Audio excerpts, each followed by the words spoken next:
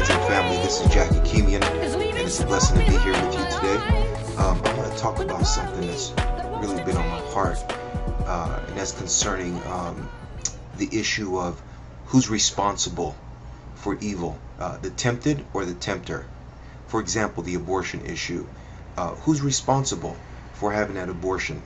The young lady and the boyfriend who actually go and have the abortion, or the environment that has so influenced them to, let's say, have an abortion.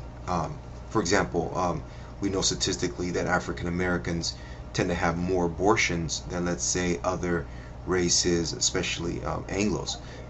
So what does that say about the environment, for example, or even the marketing that's done to more urban poor communities, where it's sort of like, hey, you can't afford this. Or for example, hip hop, you know what I'm saying? Who owns the record labels, the distribution companies? Anglo Jewish executives, are they responsible, or is 50 Cent or Snoop Doggy Dogg responsible? Or is the young Anglo kid, the white kid or the black kid who buys the albums, you know what I'm saying? Or the radio stations. So again, that's the question I'm raising. Who's responsible? Tempted or tempter? You know what I'm saying?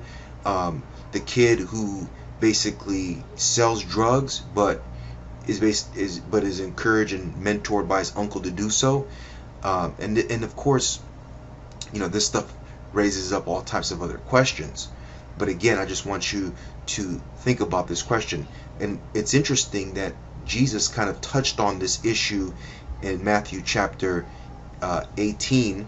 And in Matthew 18, he talks about the context is in the church and Christian community or relationships, and then but nevertheless, I think the principle is there in the sense that he says in verse 15, or actually the verse I'm looking for is right here.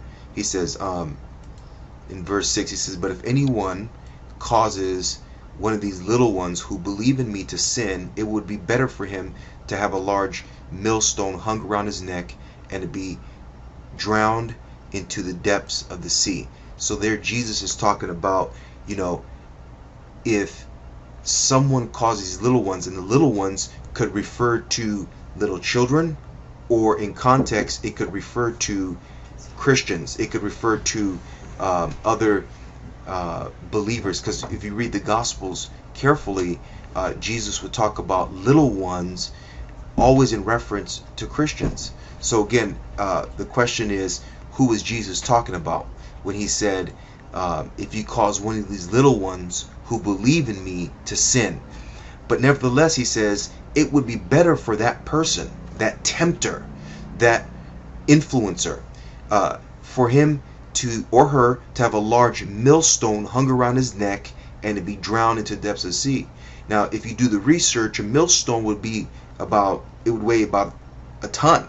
So he's literally saying it'd be better for them to take a stone that weighs about a ton, to tie a rope around their neck that's connected to that millstone, and to jump into the sea and to commit suicide. So literally, Jesus is putting a lot of pressure on tempters, people who create an environment that causes people to sin. And Jesus is not negating the fact that people are socially influenced.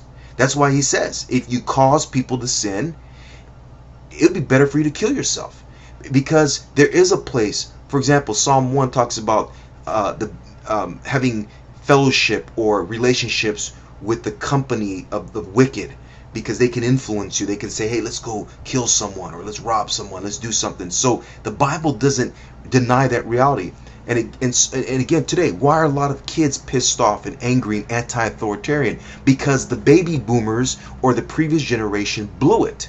You see, parents sometimes create an environment where kids don't trust authorities. That's how I grew up, in a home that was very messed up from the moment I was a toddler, where, literally, I grew up without even the chance of trusting authorities. And yet, there's a lot of youth in churches like that, and adult Christians don't understand why these youth have such a hard time obeying authorities, a lot of times is because the environment that the previous generation created. That is, the tempters created an environment where the tempted, the children, really have a hard time obeying God and living a certain stable life.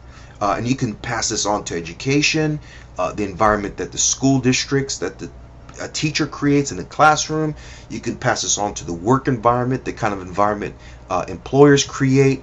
You either create an environment, it talks about fathers don't embitter your children, don't provoke them to anger. Fathers can create an environment where kids are pissed off and angry. Think about how many Christian parents spend more time in church, in fellowship, than they do with their own kids.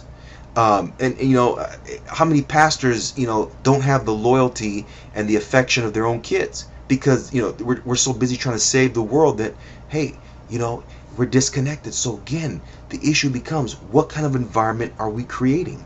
Because we can be the tempters. We can be the ones directly or indirectly creating an environment where other people feel tempted to sin. In fact, Jesus went on to say, woe to the world because of things that cause people to sin. It's in the world, it's going to happen, but he says, woe to the world that creates this environment. And then he says, such things must come, but woe to the man or the woman through whom they come. And then he says, if your hand or foot causes you to sin, cut it off and throw it away. It is better for you to enter life maimed or crippled than to have 2 hands and 2 feet and be thrown into eternal fire. So Jesus really comes heavy on people who cause people to sin. But of course, he's also speaking to people who are tempted. And that is, if you're tempted, you have to take responsibility to do whatever you can to overcome the temptation.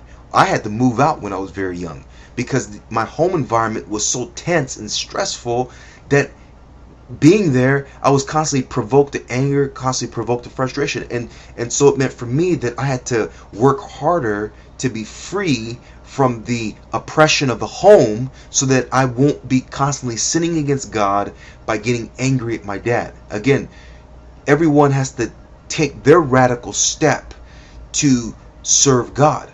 Sometimes it means moving out of a home. If you're a boyfriend or girlfriend and you're living in sexual sin, it means moving out. And maybe it is going to be a struggle financially, but hey, you got to do what you got to do to get out that environment. Look what Jesus says. He says, and if your right eye causes you to sin, gouge it out and throw it away. It is better for you to enter life with 1 eye than to have 2 eyes and be thrown into the fire of hell. And he says, see to it that you don't look down on these little ones, for I tell you, their angels in heaven will always see the face of my Father in heaven.